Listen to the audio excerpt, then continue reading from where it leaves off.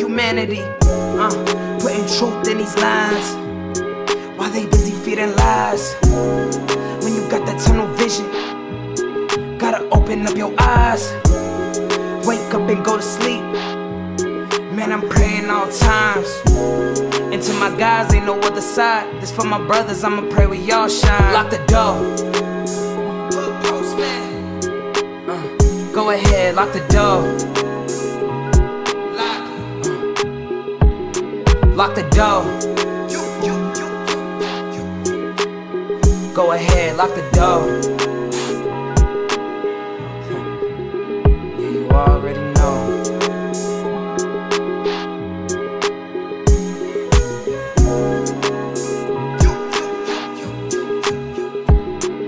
Depending on the lessons, some people eat, some people learn. But the game is gonna send you a big. Lock the door.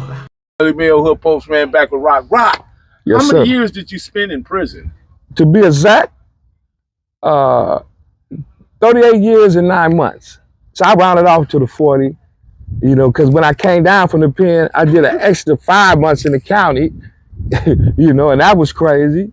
The whole politics, the whole. After doing 30-some years, you had to do an extra 5 months in the county? Yeah, a new law had hit, and they was putting everybody down to the county who fit the law.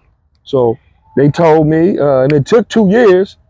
I was told 2 years that I'll be down there, and it took 2 years to get me to the county. Then I stayed another extra 5 months. I added that up and just rounded to 40. Okay, Mm-hmm. got it. So when you got to prison, what prison did you land? Your first prison? My first prison was San Quentin. And what year was that? Ooh, that was in late 82, early 83.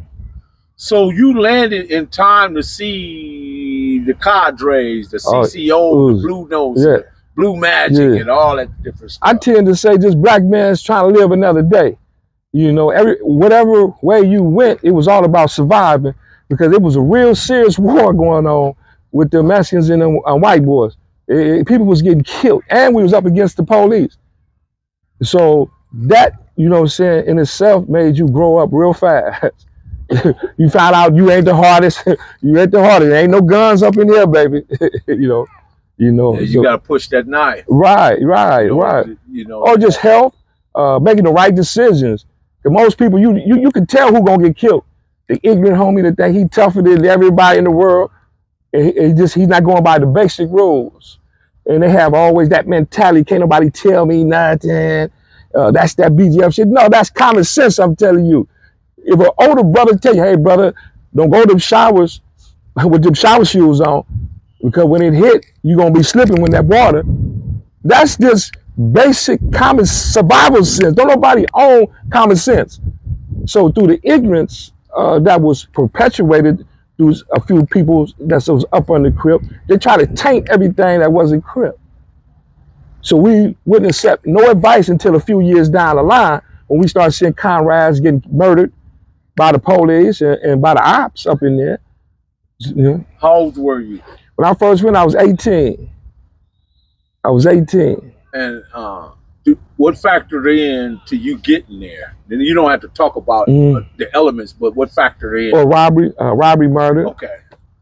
And what was the original sentence? The original sentence was 32 to life. Damn. 32 to life.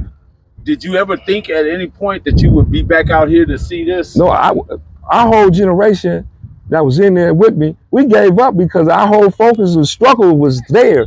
It was like a kinship that was so strong, you didn't even think about going home. You just thinking about living for the next day, having that homie back, making sure the homies that's coming to jail know the truth. Because most of the truth lied within the prisons in the early 80s. Now, it ain't like that now. But most of on the who's who, you have to go to the pen to find out who's running the set, shouldn't be running it. You see? So you're going to get that real uncut truth version. And that's how every hood was, because in the early 80s, that was the first wave of all Crips warriors and Bloods. Them first waves of my generation, the warriors, the people that was making a name for their set. And it's always handful where everybody wasn't no killer.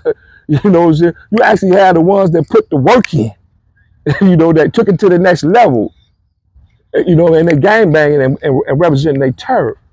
And that's from every set. Just imagine that. You around everybody that done sacrifice at the highest level on the same yard. So there is no toughness, you know what I'm saying? So it was easy to lay the law down on the code on how we gonna push it in prison, because you can't say, I done killed the whole case. Somebody tell you just left 10 other people that killed this many people. That's nothing. These are the new streets. See, these are the new streets. And we got tired of that ignorant. We start reading and studying and exercising, and we start manifesting. We start manifesting to men's. Was that your first time? Did you go through any YA? No, I didn't go through YA. I went straight to prison. Straight to prison. That had to be difficult. Right. It was like, yeah. Like I said, you mature real quick when you see somebody right in front of you get stabbed like 175 times, you know, or the police just blew this brother away just based on, you know, didn't have to shoot him. You just start taking a different perspective. And then for me, I just started learning to read real good. I just started reading and reading. I made like a sponge for like 10 years. All the top-notch, everybody, when I go to the hole, I used to have conversations to where it was Mexican Mafia, Northern Familiar, Serenios, Crips, Bloods. When I was in the hole, I just wanted to read and start reading and reading and reading and reading. And I was learning how to organize and structure, and, you know, so this is how you keep your mental capacity right. You exercise, you know, you get in that positive frame of mind, you pray. That's, you know, ain't nothing soft about that. You know, because I'm telling you, at some point in time, I didn't think I'd be here, because we were standing up in there. Who was impactful to you, your young mind, 18-year-old mind? Mm-hmm. Who was that individual that was impactful, that made you see the common sense or led you to the common sense? Because you didn't go in there with it. My big homie, Salahuddin, he's a legend for Long Beach. He used to be an Anaheim boy. They was back in the 50s. You know, he ran with my uncles and cousins, but Salahuddin, he won that named the boy from H-Way Gangster, Monster Cody. A lot of them cats would want him to name him. This on the level he was on. He had killed 2 polices while he'd never come on. He killed 2 polices in the penitentiary. And so, you know, and then they finally let him come to the main line. You had to go see him when you were in the hole. And he was so insightful. His cell was like a library. His cell was like a library. And then you had a guy named Long Beach, Big Long Beach, and all them type of cats. And Big Tookie was inspiration up in there. He used to have a school we go to in the hole. He'd be on one side of the gate, and we'd be on the other side, condemned.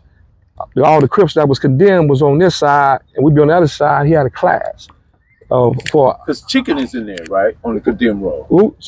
Chicken Swoop? No, Chicken Swoop on the main line. Everybody on the main line, that's Little Chicken Swoop, baby. Okay. His brother passed on. The G Chicken Swoop was from Insane, and Little Chicken Swoop turned 20s.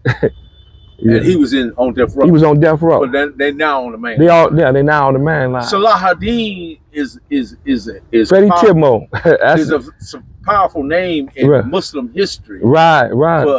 Because he conquered the Christians in the Crusades. He conquered them, and then he gave them a break. He didn't slaughter them. But everybody that knows the story can go back and read Salahuddin and find out who he was. And may that's a powerful name. And may he rest in peace. He before he passed on, he did like 47, close to 50 years before, because he went down in 71, 70. And he just was inspiration to all gangsters from every set. Knows Salahuddin. I never heard that. Freddie Tidmo. Yeah, if you never talked to him or whatever, you know, he made it his business to know all soldiers from every set that was actually participating in that war behind that wall. And what prison did you meet him in? Folsom Prison. Folsom Prison. That's Old Folsom. Old Folsom. Man, that place looked like a Lord Grace gone. Yeah, he's right. Castle Grace. Right. Yeah, he was supreme commander up under the Muslims. Back then, the Muslim card used to be the strongest card in California prison. He ran all the Muslims, and then he the one that brought the Muslims to with the Black Panthers with the BGF. Salahuddin. Yeah, he definitely had the right name. Salahuddin. Fatim got pictures. Some pictures you need to go get. I'll go call Fatim and tell him to show me some pictures. Yes, sir. Salahuddin. Yes, sir. Yes, sir. Yeah. I'm yes, definitely sir. gonna do that, man. Yes, I appreciate you. That part of history, that's important. Right. So when you get there, right, you got Salahuddin who's giving you this information, who's kind of guiding your the way you should move and how you should exactly. move.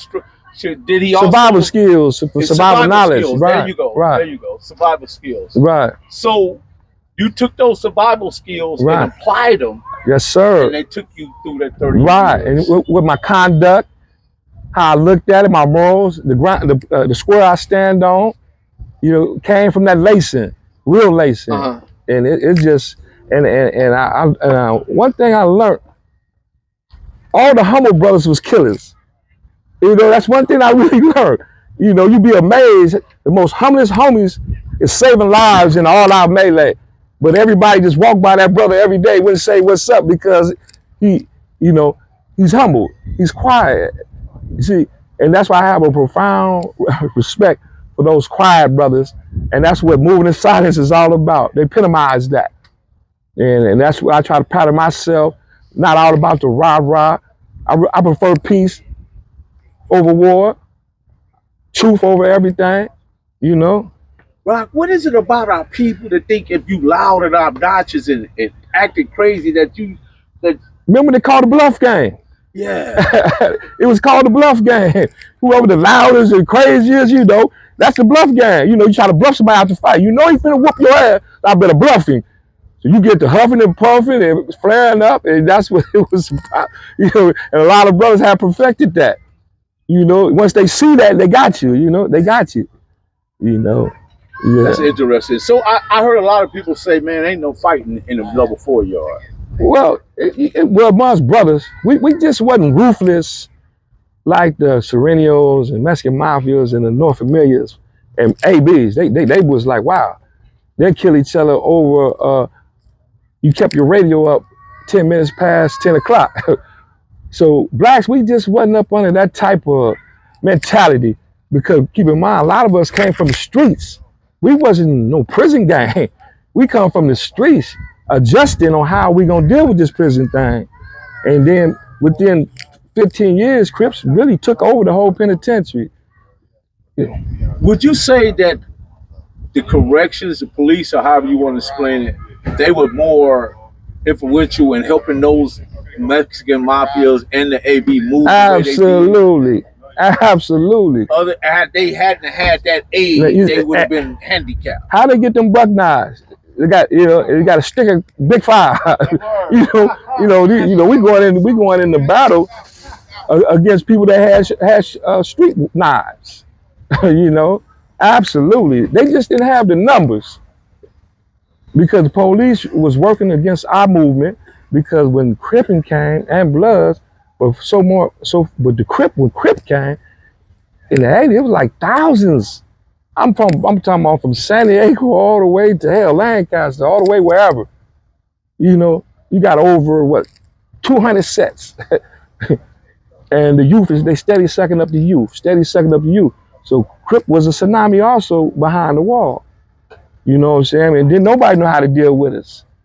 You know, and unfortunately, BGF didn't understand Cripping, and a lot of the teachings for us how to make weapons and bombs came from what you call Northern Familiars.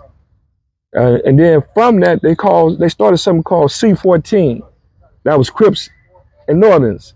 That was used to be real powerful, but they gave most of the secrets to the Crips. You just confirmed what Rocc, my cousin Rocc. I know Rocc. He confirmed.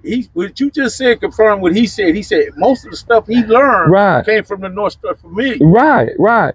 Because when we went to war with the Southern Mexican, that enabled them to get out the hole, and that enabled them to get on the tier with us so they could regroup. Because Serenios, they always had the numbers, you know. But the Northerners, they was more warriors because they always fought against the numbers and very successful. You know. Yeah, because they fought as a collective. Yes. They didn't get outside their circle. Right. So everybody went. No, it wasn't no weak links or nothing like that. You better get up to par. Yeah, exactly. So as time went on, because you know, Raymond and them, when they first Crips on the main line, they had to get up out of there because they didn't understand what Cripping was. So the whole main line made them like, hey, shut that down. So them first wave of Crips had it bad, had it real bad, you know. And then within 6 years, the change came, you know. Right. Here come this blue tsunami from everywhere. And like I say, the blue rag is what linked us. That blue rag trumped everything. You know what I'm saying? It trumped everything. That was, we rallied behind that, you know. So when I be seeing people be piping about the BGF, and okay, I they was older people, but they helped save lives. I mean, they had information, because you gotta understand, these brothers was with the Vietnam. These brothers was no joke. And whoever say they was is a goddamn lie. These brothers had the most jailhouse murders standing up for black folks. That mean they wasn't perfect. Of course not. But as far as soldierism, as far as structure, I mean, they was the best we had. I'm just telling the truth. And that's how everybody else learned. We wouldn't be doing burpees and speaking Swahili if they didn't introduce it to us. So you can't talk about this history without including them. Yeah. They got negative, but they also got a positive. And a lot of people tend to just want, because of their experiences. But what about the many times, like, hey brother, here go these things, here go these weapons. Hey brother, this is what you got to do. You know, don't look up. Simple shit like don't look up. When they had the gauges up in there, most young brothers fighting be looking up. And a lot of homies got shot in the face when they were shooting them the buckshots. You know, just simple shit. Show you how to hook a coat up. So if you get stabbed, if you're the only one on the tier, you know, they'll bring you a coat that's hooked up where you can survive. You know. What specific challenges did you face as a young 18-year-old in prison? At first, being hard-headed, like any other 18-year-old, wild, wasn't taking it really serious until the elements told me it was really serious. So like I said, when I started learning to read, I'm like, hey, some of these brothers is down on the second tier. Damn, some of these brothers is over that they was talking about. You know, and I started learning to love our history through reading. It just opened up my brain to be a better thinker, you know, and it helped me mature. Once I start reading the words and understanding the words, you know, that make, you know, you can know the words, you don't know the definition. So you got to know the word and the definition, and then how to apply it. And I used to always like that about the older brothers back then. Knowledge not applied is no knowledge at all. You have all the knowledge in the world, but if you're not applying it, it does us no good. You know? Lock the door. Cali Miners, baby. Proof of grind all the time. Music money. Got a dollar sign. Hub City. I'm a street nigga, streets fuck with me. I'ma keep pushing products till the fans get me. It's guap off top, diamond Cartier. That nigga wall won't give a pro bitch the time of day. They see me climbing, they see me shining. That's hard work, proof of grinding. New money got me tipping in that 550. Ali, bad man, and I'm so pretty. I got that tech with me, that's my hater sprayer. Go big, grind now, nigga, play later. What can I say?